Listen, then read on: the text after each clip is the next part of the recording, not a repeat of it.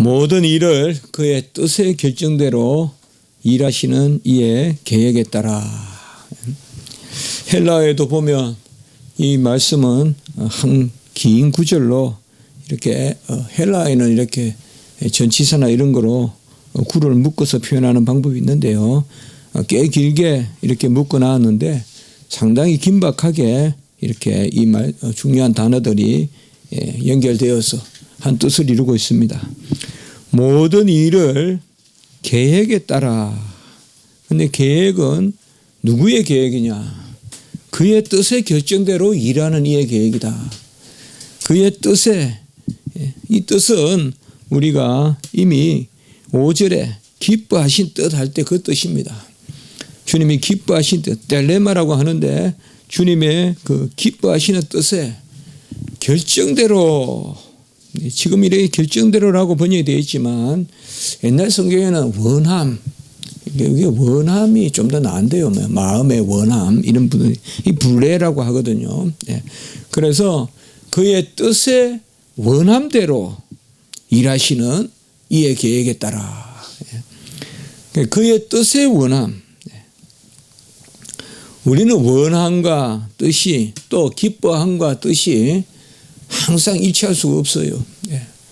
원하는 것이 뜻하는 것이 되었을 때 많은 경우에 가할 수도 있고 또 정욕에 찰 수도 있어요.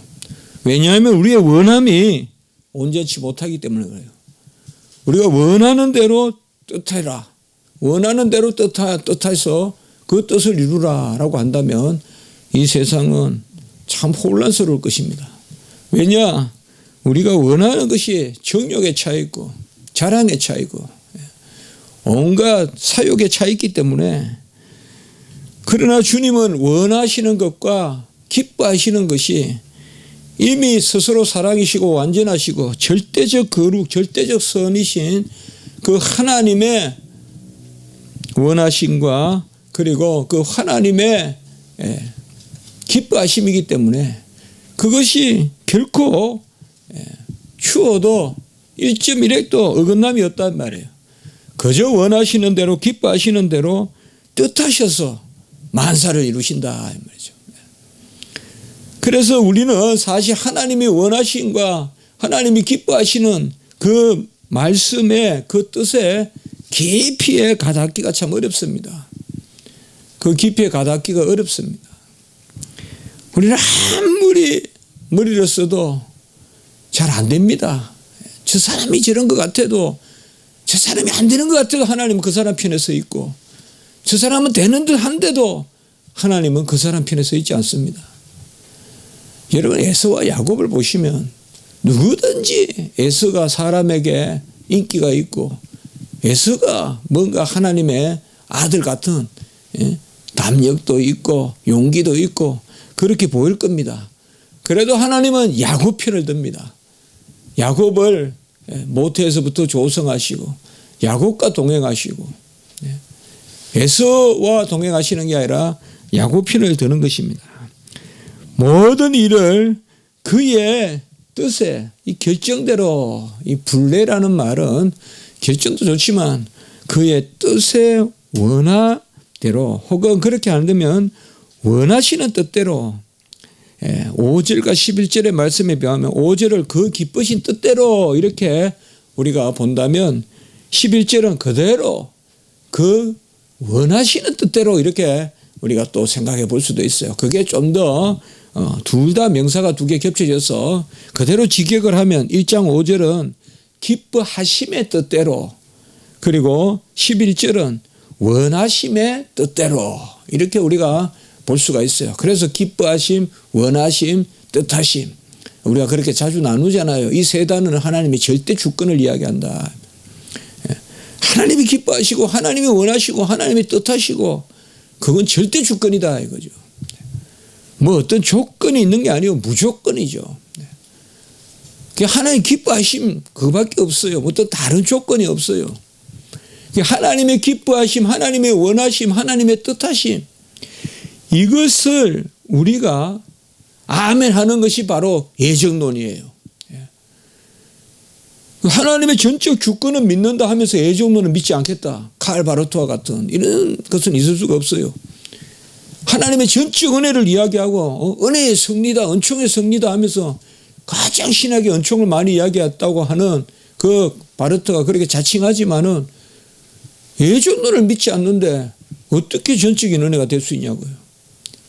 애정을 빼고 모든 것은 다 공로예요. 어느 가문에 태어났다고 주장하는 것도 공로고, 그리고 내가 어릴 때부터 성향이 어떻다 하는 것도 공로고 말이죠. 저 사람은 성품이 본래 저렇다는 그것도 하나님 앞에 공로예요. 오직 무조건적 은혜는 하나밖에 없어요. 애정론을 믿어야 돼요. 우리가 한번 생각을 해보라고요. 창세전에 우리에게 작정한, 우리가 뜻한 것도 아니에요. 사람의 뜻으로 난 것이 아니에요. 뜻도 나에게 있지 않아요. 아무것도 없어요. 우린 정말 백지장 같아야 돼요.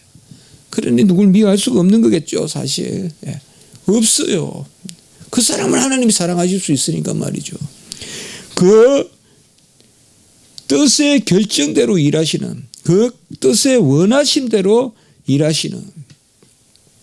그래서 5절과 11절에 조금 해석은 또 이렇게 또 그 문맥에 따라 뭐 했다고 우리가 믿지만은 좀 더 다시 우리가 원어를 그대로 본다면 아까 말씀같이 이 세 가지 명사, 이것이 아주 지금 에베소서 1장에 이 선택의 무조건적 선택, 선택과 유기의 이 이중 애정, 이것을 잘 드러내고 있습니다. 그런데 주님은 사실 어떤 일은 인과관계로, 어떤 일은 전적 주권으로 행하시는 게 아니다 이 말이에요. 이것은 철학자들이나 많이 논의를 해왔고 중세시대 때도 많이 논의를 했어요. 1차적 원인이니 2차적 원인이니 결과적 원인이니 여러 철학자들도 이야기해왔던 게 바로 이 부분이거든요. 이 성경은 뭐예요? 모든 일이라고 이야기했어요. 모든 일이 그의 원하시는 뜻대로 그 계획에 따라 이루어지는 거예요. 그 계획에 따라 주님은 일하시는 거예요. 현재 분사형으로 그의 뜻에, 그 계획에 따라, 이 계획이란 말은 프로테시스, 원어로 보면 미리 정하여서 뜻하셨다 이 말이에요. 여기도. 그래서 계획이란 말은 예정과 작정과 관계되는 그 단어예요. 우리가 예정은 선택과 유기에 관계되고 나머지 모든 작정, 그것은 다 우리가 작정이라 하거든요. 그래서 작정 중에 하나가 예정인데 모든 일이라고 했으니까 여기서는 모든 일을 그의 미리 정하신 작정, 곧 계획대로 행하시는, 일하시는, 이건 그대로 일하시는으로 되어 있어요. 에르곤에서 나오는 동사형입니다. 일하시는 그분이 그의 뜻의 원하심, 결정대로 일하시는 그분이 우리를 애정했다 이 말이죠. 우리를 애정했다 이 말은. 자, 우리가 여기에서 한 가지 생각할 것이 있어요. 우리를 애정하시고 너 자녀라고만 삼아놓고 놔두시지 않는다 이 말이에요. 이걸 우리가 아셔야 돼요. 우리를 자녀로 선택하셨으면, 예정하셨으면 모든 우리에 관계된 일도 다 작정하신다 이 말이에요. 모든 우리에 관계되는 일도 그분이 다 작정하신다. 선택만 해놓고 네가 알아서 살아라 이렇게 놔두지 않는다 이 말이에요. 선택하신 하나님이 모든 일을, 특별히 택하신 하나님의 자녀들의 모든 생각조차도 하나님이 주장하신다 이 말이에요. 그런 그 은혜 가운데, 그 돌보심, 그 자녀들을 향한 특별한 섭리 가운데 우리를 무엇으로 뽑았느냐? 기업으로 우리를 뽑으셨다. 우리를 기업으로 삼으셨다. 여기 기업이 되었으니 이것이 이렇게 명사 동사로 되어 있지만 이것도 동사형이에요. 크레로노모스라는 기업이라는 것이 들어가 있는 그 동사형이에요. 동사형인데 이 단어 크레로라고 하는데요. 이것은 제비를 뽑다는 뜻이에요. 제비를 뽑다. 여러분들 제비를 뽑으면 하나님께 있다 그랬잖아요. 제비는 뭐예요? 제비는 뽑는 사람한테 공로가 하나도 없어요. 정하신 분에게 공로가 있는 거죠. 정하신 분의 뜻만 있는 거지 뽑는 사람은 아무 공로가 없어요. 정한 대로 우리를 뽑아요. 내가 뭐를 뽑았다고 해서 무슨 자질이 있어서 A와 B가 있는데 내가 자질이 돼서 A를 뽑는 게 아니잖아요. 그냥 A를 뽑는 거잖아요. 그 바로 여기에 그 말씀이요. 제비를 뽑는다는 것은 무조건적인 은혜를 뜻하는 거예요. 그렇잖아요. 두 개 딱 놔두고 뽑을 때는 내 자질은 없어지는 거예요. 그 뽑았다는 그것만 남는 거지 다른 건 없잖아요. 그러니까 여기에서 바로 그것입니다. 바로 모든 일을 그의 원하시는 뜻대로 일하시는 하나님이 미리 정하신 계획에 따라 우리를 기업으로 예정하셨다. 우리를 제비 뽑아 기업, 곧 상속자로 삼으셨다. 분기수로 삼으셨다. 이것이 바로 11절을 우리가 다시 한번 풀어서 말씀해 보면 그런 것입니다.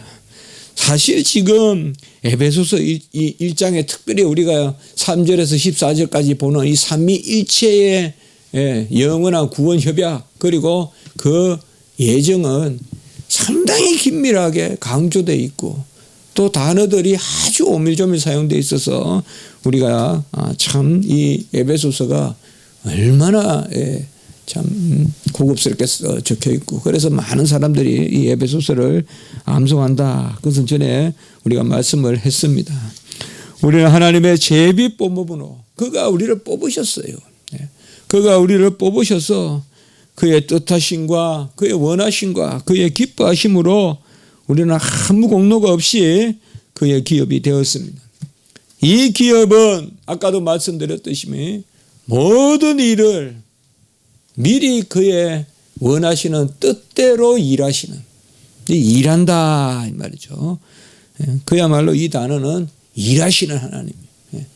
감찰만 하시고 권고만 하시고 헤아리시기만 하시고 보시기만 하는 분이 아니라 일하시는 분이란 말이에요. 일하시는 분입니다. 인생에는 공고함이 있습니다. 사시사철 공고함이 있고 항상 어려움이 있습니다. 왜 없겠습니까? 몇 번이라도 우리가 그런 마음들이 있죠. 간혹은 애롭기도 하죠. 쓸쓸하기도 하고 힘들기도 하고 그런 것이 왜 없겠습니까? 특별히 주의 백성으로 살아가는 이 자체가 그런 부분들이 없지 않아 있습니다. 많습니다. 그러나 모든 일을 하나님이 주장하시는 그 가운데서 하나님이 그런 의미를 가지십니다. 우리를 쓰시려고 빚으셔서 고치셔서 쓰시려고 미련한 우리에게 지혜를 주시고 모든 일이 다 그의 계획 가운데 있다 이 말이에요. 우리는 지금 약함만 보지만 하나님은 강함의 계획을 가지고 약한 우리를 뽑으셨다. 우리는 지금 우리의 무지와 우리의 지혜 없음만을 보지만 하나님은 이미 우리를 지혜롭게 하시려는 그 계획을 가지고 우리의 이 무지를 이용하신다고요.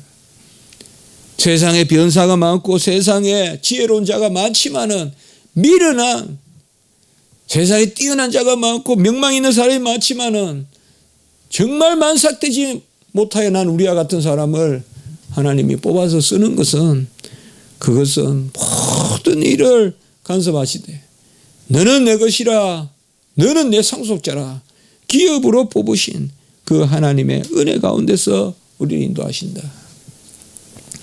주님은 죽으실 때 부활을 미리 계획하시고 아까 나왔죠. 프로테시스 부활을 미리 계획하시고 죽으셨듯이 우리가 일상 가운데 날마다 죽고 날마다 죽고 날마다 나는 죽노라 나는 죽노라 이 고백이 없이는 우리가 살아나지 못하거든요. 끊임없이 죽어야 됩니다. 끊임없이 이 세상에 내 뜻대로 되는 게 어디 있습니까? 이 세상에 공고한 일이 많고 죽을 일 쌓였도다. 그 찬송도 있잖아요. 죽을 일 쌓였다. 공고한 일이 많고, 주 예수님 나 사랑하시오니, 이 세상에 공고한 일이 많고 죽을 일 쌓였다. 한뜻 돌아보면 공고함밖에 없다. 우리에게도 엘리야의 공고함이 있다. 아무도 없이 내 혼자만 열심을 내는 듯한 그런 기분이 들 때도 있다. 주의를 하다 보면. 그러나 7천 용사가 있다. 엘리야는 내 혼자밖에 없구나 이제. 이 이스라엘에 나밖에 없구나. 이 북이스라엘에. 다 이제는 끝났구나. 그때 7천 용사를 예비했대. 다니엘과 세 친구는 얼마나 낙담했겠어요. 높이 들어 쓰시려고 그들을 깔아앉히시고 그들을 위험의 지경에도 처하게 하시죠. 그게 하나님의 뜻입니다. 우리도 이렇게 인생을 살다 보면 아는데 말이에요. 스프링이라는 단어가 봄이라는 단어도 되지만 스프링이라는 단어가 뭡니까? 점프하는 그 스프링. 이 봄이 스프링. 또 스프링은 우물도 되죠. 참 좋은 단어죠. 움츠림이 없이는 튀어오를 수가 없잖아요. 스프링이라는 게. 압착을 해야 올라가는 게 스프링이잖아요. 그게 봄이라. 인생에도 움츠림이 있어야 튀어오른다. 죽음이 있어야 부활한다. 이 말이에요. 공고함이 있어야 평화가 있고 안락이 있다. 이 말이죠. 우리가 그렇게 알면서도 어렵고 힘들 때는 시 넘어지고 좌절하고 시 포기하려고 그러고 이런 것들이 우리에게 있다. 12절에 보면 왜 우리를 기업으로 삼으셨나? 다시금 아까 말씀과 같이 에베소서는 창세전의 개념을 여기에서 이야기합니다. 같이 합시다. 그리스도 안에서 전부터 바라던 이것이 또 반복돼서 나오는 겁니다.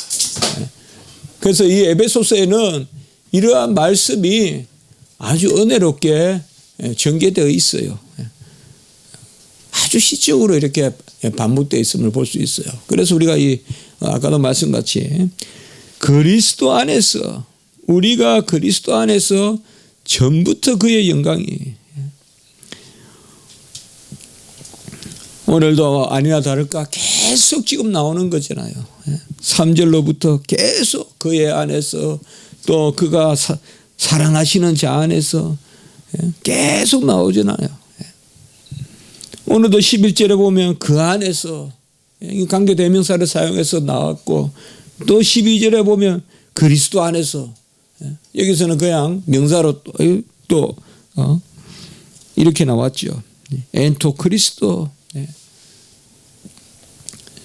그리스도 안에서 전부터 정하셨다 이 말이죠. 이것이 바로 영원하신 뜻이에요. 전부터 바라다 이 말이.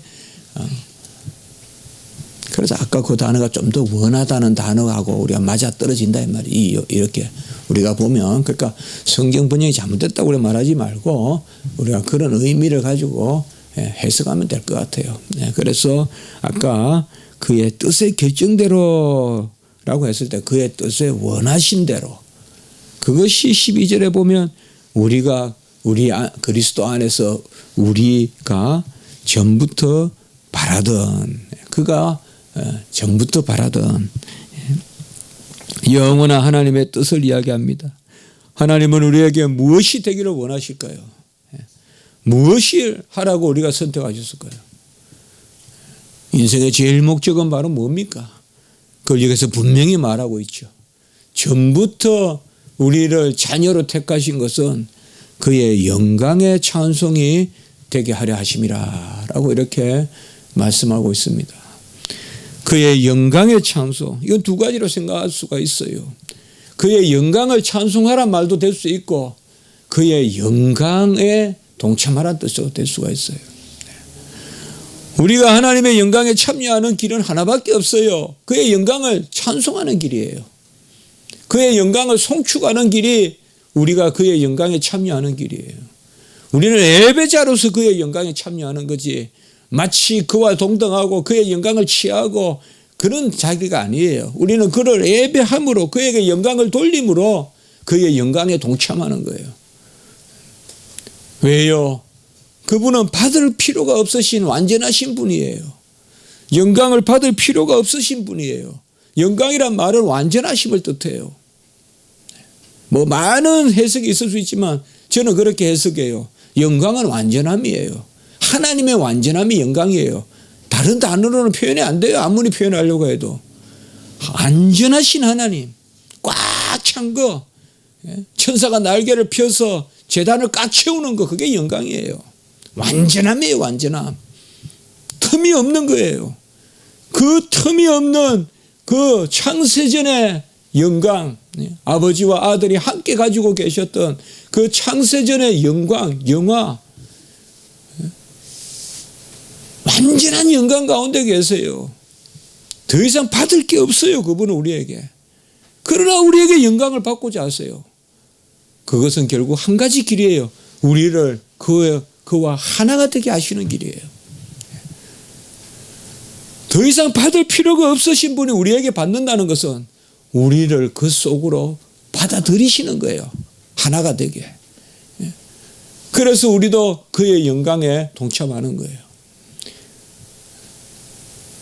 영광의 찬송이 되게 하려 함이라. 하나님을 영광 올리는 찬송을 드림으로 우리가 그의 영광에 참여하게 하려고 그러려고 우리를 선택하셨다. 이것이 바로 우리의 큰 은혜라 이 말이에요.